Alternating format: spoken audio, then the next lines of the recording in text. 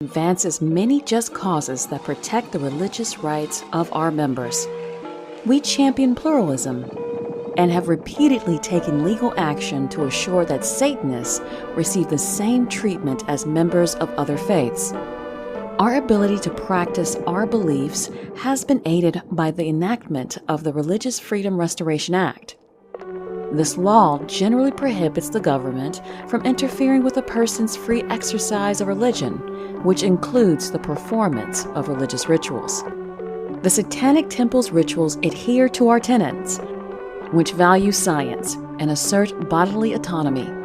As an expression of our deeply held beliefs, the Satanic Temple has created a religious ritual that involves terminating an unwanted pregnancy during the first trimester.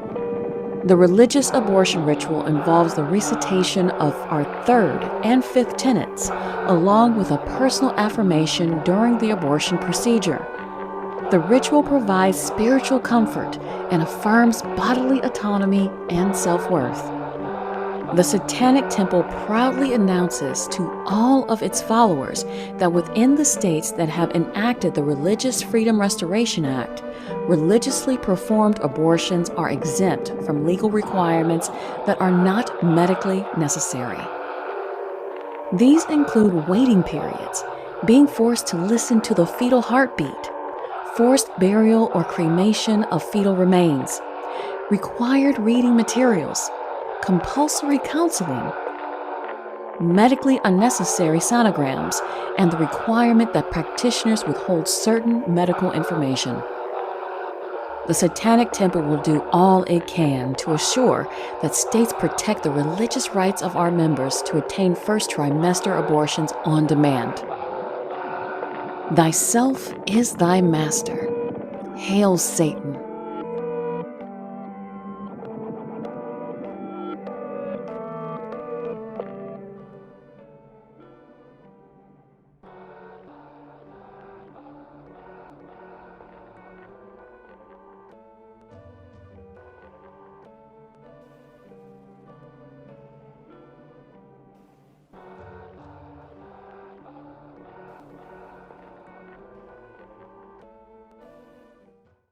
Hi, my name is Jane Essex, and I'm the spokesperson for the Satanic Temple's Religious Reproductive Rights Campaign.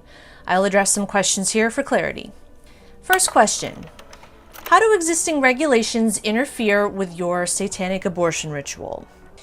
TSD's pregnancy termination ritual is founded on our religious beliefs of bodily autonomy and using the best available science. So you have things like mandatory counseling, being forced to listen to fetal heartbeats, waiting periods before you can even have the abortion, things that serve no medical purpose.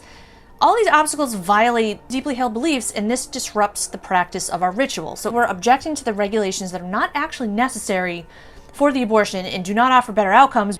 So it would be unconstitutional to require a waiting period before receiving Holy Communion. It would be illegal to demand Muslims receive counseling prior to Ramadan. It would be ridiculous to demand that Christians affirm in writing the unscientific assertion that a baptism can cause brain cancer. So we expect the same rights as any other religious organization. So the next question: what does the Hobby Lobby ruling have to do with satanic abortion?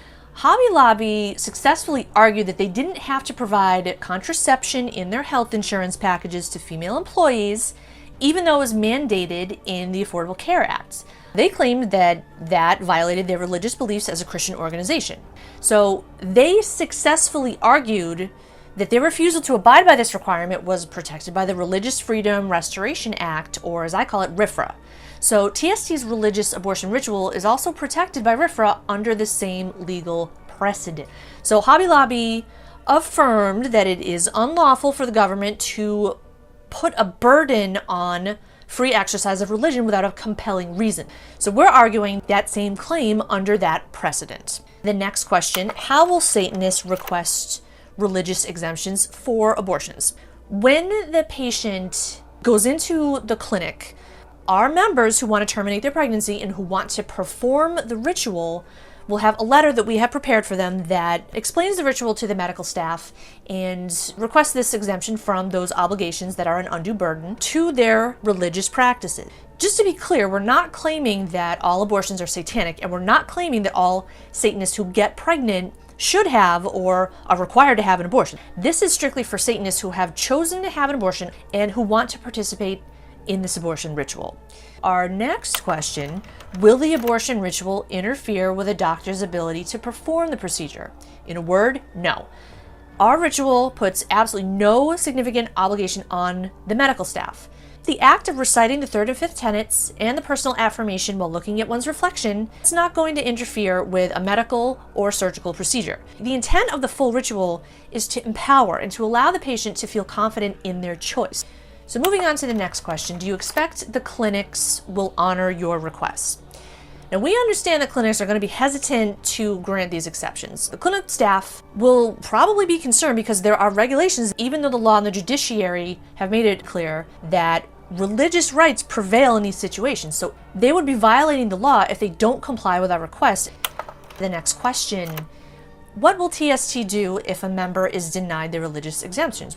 A denial would mean that the clinic is prohibiting that person from performing a religious ritual, and the Satanic Temple will intervene to make sure that our members' right to partake in this abortion ritual is granted.